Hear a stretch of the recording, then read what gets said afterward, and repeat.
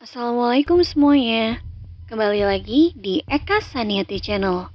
Kali ini, admin akan membawakan sebuah cerita misteri yang sangat populer di daerah Kalimantan, yaitu asal-usul kuyang. Cerita akan dibawakan dalam bentuk animasi atau cerita bergambar. Seperti yang banyak diketahui, kuyang adalah makhluk halus perempuan yang berwujud sepotong kepala dengan isi jeroan menggantung di bawahnya. Siang hari, kuyang berwujud manusia normal. Namun malam hari dia bisa memisahkan tubuh dan kepalanya untuk terbang mencari makan, yaitu darah orang melahirkan atau bayi yang baru lahir. Kuyang sendiri adalah manusia yang sengaja menganut ilmu hitam untuk kepentingan pribadinya.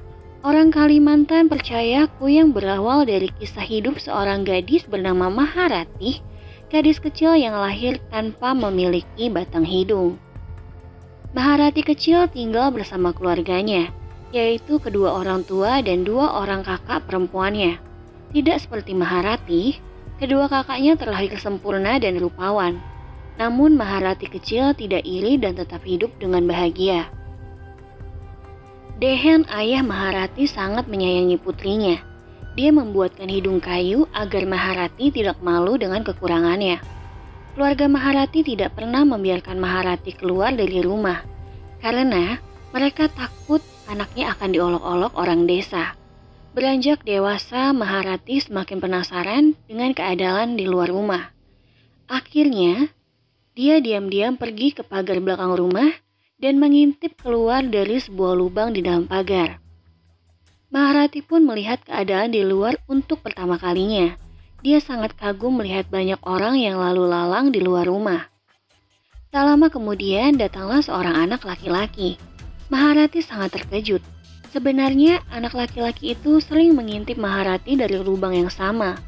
Dia penasaran dengan Maharati yang dilihatnya tidak memiliki batang hidung. Dia kemudian memanggil beberapa teman lainnya untuk melihat Maharati.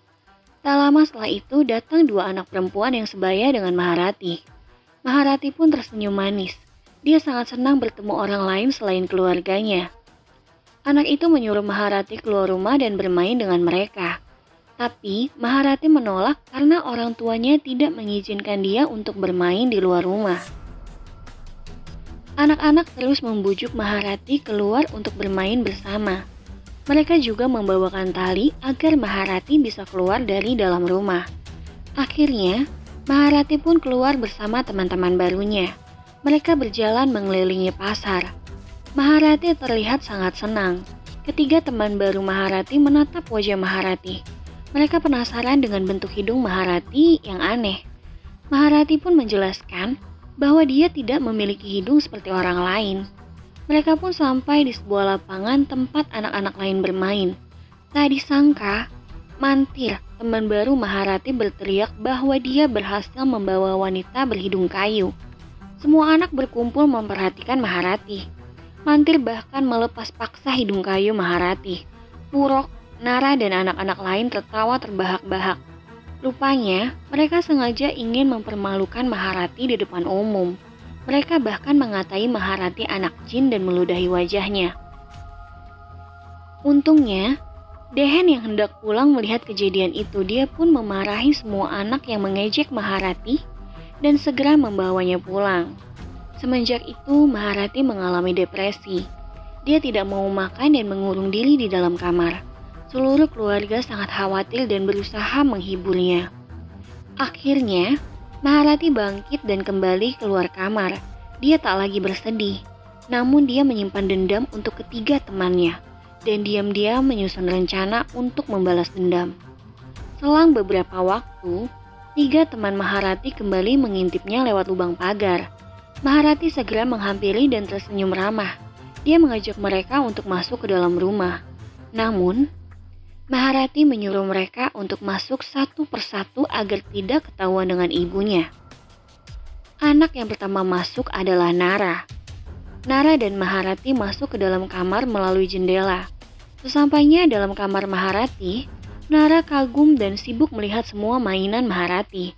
Melihat itu, Maharati segera menghantamkan batu besar ke kepala Nara, dan Nara pun tewas seketika. Tubuhnya dimasukkan ke dalam karung yang sudah disiapkan lalu disembunyikan ke dalam kolong ranjang. Selanjutnya adalah Purok. Dia masuk ke dalam kamar tanpa curiga dan dia pun langsung dibunuh dengan cara yang sama. Tubuhnya dimasukkan ke dalam karung dan disembunyikan ke dalam ranjang. Terakhir adalah Mantir. Mantir masuk ke dalam kamar dan tidak melihat kedua orang temannya.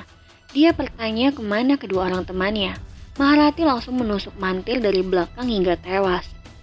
Tak ada satupun yang mengetahui peristiwa ini karena keluarga Maharati sibuk dengan pekerjaan masing-masing. Keesokan harinya, kereta sampah datang ke rumah Maharati. Maharati pun langsung memasukkan ketiga temannya ke dalam kereta untuk kemudian dibakar bersama sampah-sampah lainnya. Beranjak dewasa, Maharati mulai diizinkan keluar rumah.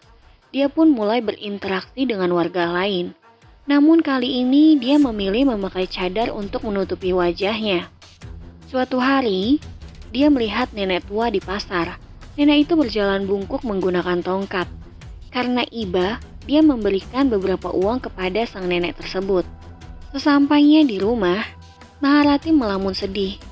Dia sedih karena kedua kakaknya sudah menikah, sedangkan dia tak ada satupun laki-laki yang mau dengannya. Suatu ketika, nenek yang dia temui di pasar menghampirinya. Nenek itu mengatakan dia tahu kesedihan Maharati. Dia juga memberitahu Maharati untuk meminum darah wanita yang sedang melahirkan agar bisa menjadi cantik dan abadi. Awalnya Maharati tidak mempercayai perkataan tersebut, tapi mendadak nenek tua itu berubah menjadi wanita muda yang sangat cantik dan membuat Maharati menginginkannya. Maharati tidak sadar, sebenarnya nenek itu adalah demit yang ingin menyesatkannya. Setelah pertemuan itu, selama berhari-hari Maharati memimpikan hal yang sama. Dalam mimpinya, nenek itu datang dan menuliskan mantra di atas pelupa bambu. Anehnya, ketika dia bangun, pelupa bambu itu sudah ada di samping tubuhnya. Akhirnya Maharati pun bertekad untuk mencobanya. Dia berkeliling desa untuk mencari wanita yang melahirkan. Sampailah dia di suatu rumah yang pemiliknya sedang melahirkan anak. Dia diam-diam masuk ke kolong rumah panggung orang tersebut dan menengadahkan mulutnya ke atas. Darah mengalir bersamaan dengan keluarnya bayi, merembes lewat sela lantai bambu dan masuk ke dalam mulut Maharati yang langsung memenelannya. Esoknya, Maharati bangun dan sangat terkejut ketika melihat cermin. Kini dia memiliki batang hidung seperti orang lain. Wajahnya juga menjadi sangat cantik dan bersinar. Akhirnya dia bisa keluar rumah tanpa malu dan para lelaki pun mulai menggodanya. Namun beberapa hari kemudian Maharati kembali kehilangan hidungnya. Wajahnya pun kembali terlihat biasa saja. Dia sangat kebingungan. Malam harinya, sang nenek kembali datang. Dia berkata, jika Maharati ingin cantik abadi, Maharati harus memakan bayi. Maharati yang sudah gelap mata pun mencari bayi untuk diculik. Dia membawa bayi itu masuk ke dalam hutan dan langsung memakannya. Detik itu juga hidungnya kembali dan wajahnya menjadi semakin cantik lagi. Maharati terus melakukan aksinya menculik dan memakan bayi. Namun, seiring banyaknya bayi yang hilang, warga mulai merasa cemas. Mereka berjaga keliling desa, sampai suatu hari, Maharati tertangkap basah menculik seorang bayi. Warga pun langsung mengarak dan menginterogasinya. Karena tidak bisa mengelak, dia pun mengakui semua perbuatannya. Dia mengatakan sudah membunuh dan memakan semua bayi yang menghilang. Warga yang merasa sangat geram langsung memenggal kepala Maharati saat itu juga. Keluarganya diusir dan rumahnya pun dibakar. Setelah kematian Maharati, warga merasa aman. Namun, tanpa sepengetahuan warga, sebenarnya Maharati tidak mati. Kepalanya kembali menyatu dengan tubuhnya dan dia berubah menjadi sosok wanita yang lain yang sangat cantik. Siang hari wanita ini berbaur dengan masyarakat, namun malam hari dia pergi ke hutan, melepas kepalanya dan menculik bayi untuk mempertahankan ilmu dan kecantikannya. Sosok kepala terbang inilah yang akhirnya dikenal dengan nama Kuyang.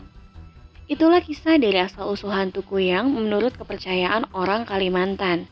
Jika ada koreksi atau pendapat lain dari penonton sekalian, Silahkan tuangkan dalam komentar di bawah. Jangan lupa like, subscribe, dan komen. Sampai jumpa kembali di video selanjutnya. Wassalamualaikum warahmatullahi wabarakatuh.